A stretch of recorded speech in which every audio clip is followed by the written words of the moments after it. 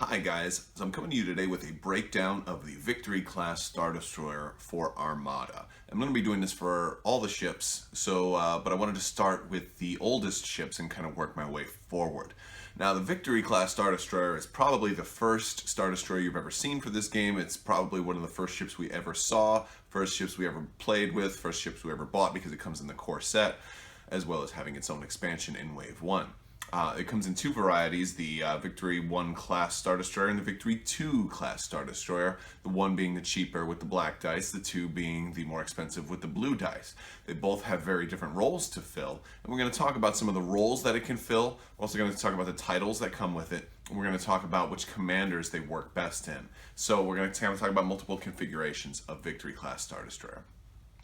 So to start out, I want to talk about the titles that they come with. Now you have two different titles that are more offensive and one title that's more of a carrier. So we're going to talk about the Dominator. Now the Dominator costs 12 points and it's probably one of the first titles you saw, but doesn't get used as much, mostly because of that 12-point cost. Now the Dominator has an additional cost as well as just the points, in that you have to take shields away from your ship. So if you're a ship that's getting targeted and shot at right away, you're quickly going to run out of ammunition to use the extra blue dice. However, it is a pretty cool ability to be able to use, especially because you have the choice to use it. Personally, I like it with the Victory 1 because you have now all three different colors of dice.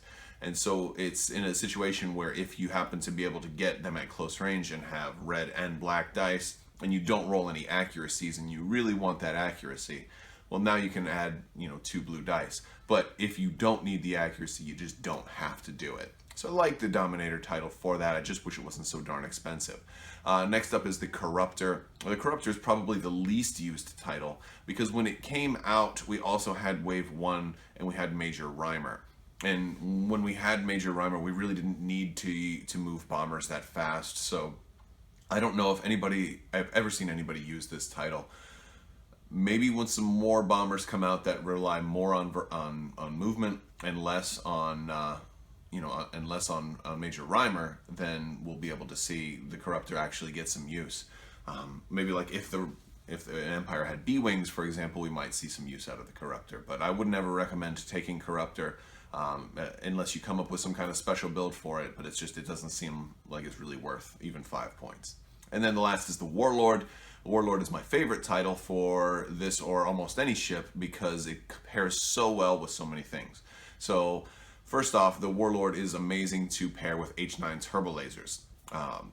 Obviously, H9 turbo lasers lets you get the accuracy. Warlord lets you get the hit, or on a red dice, the double hit. So that is fantastic. Basically, on any red die you roll, as long as it's not a blank, you can convert it into a double hit.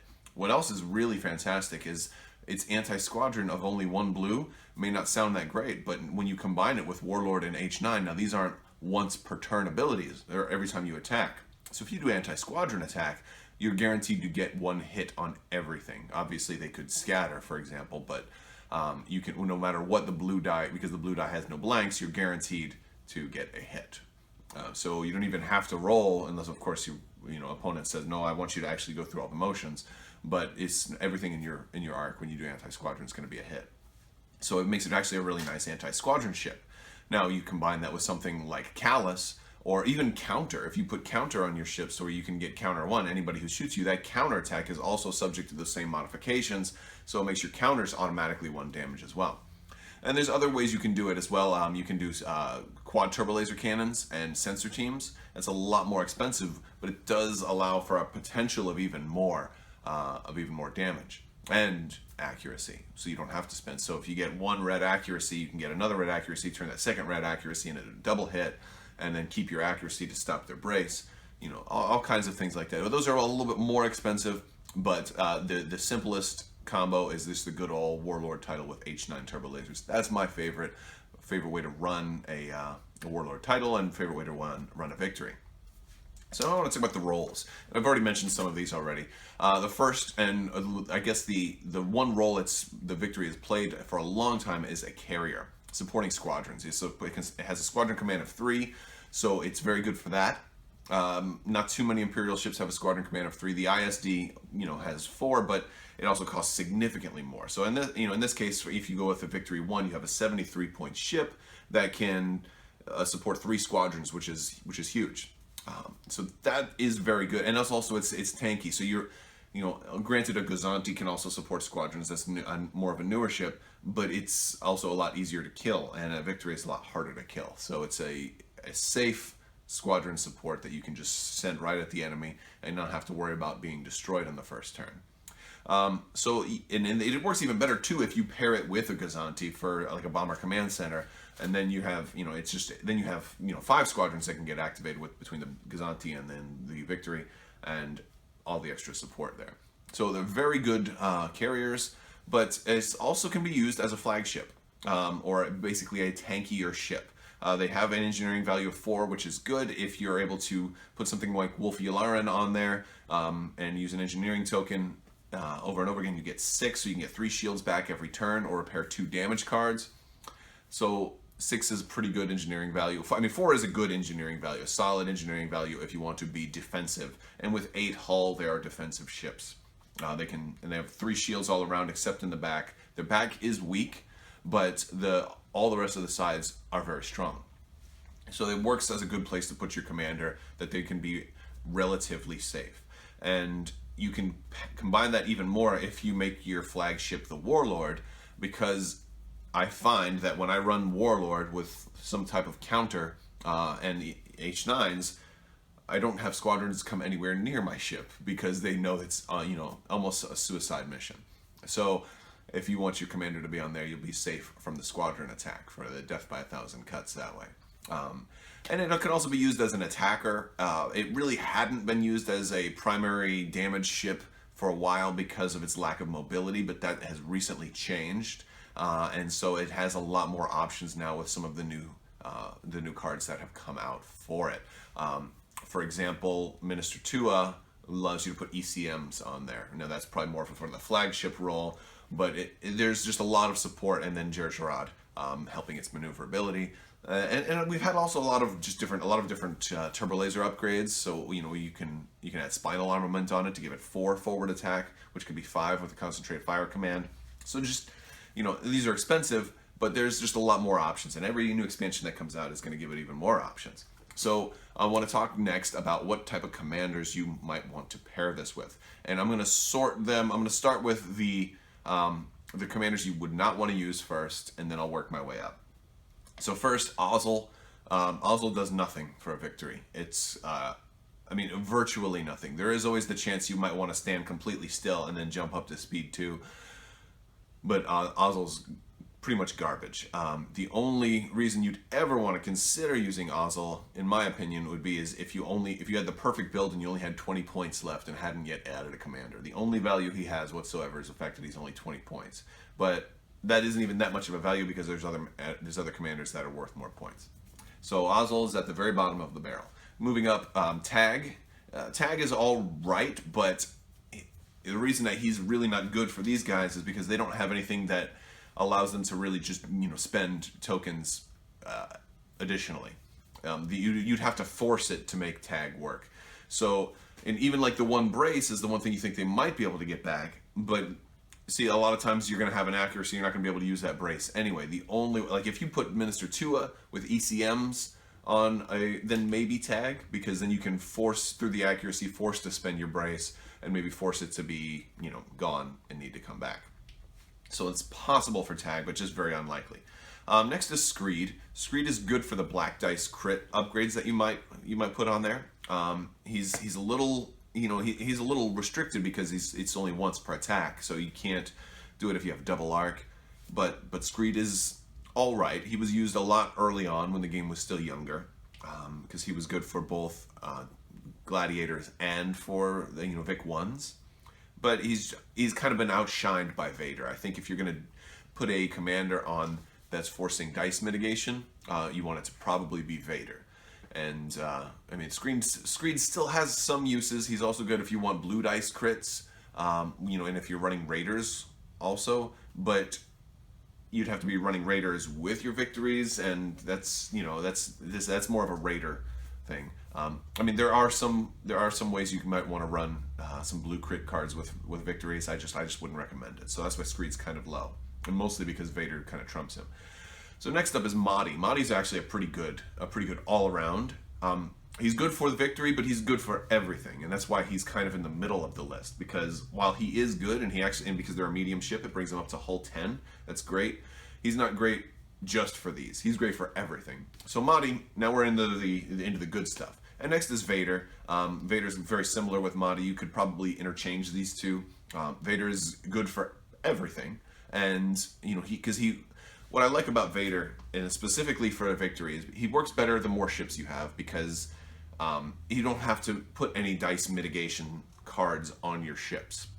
If you wanted to just run 4 victories and Constantine and some squadrons, and you didn't want to put anything on the victories, and you just wanted to count on their natural dice rolling, you would be suffering. But if you have Vader as your commander, now all of a sudden you have a chance.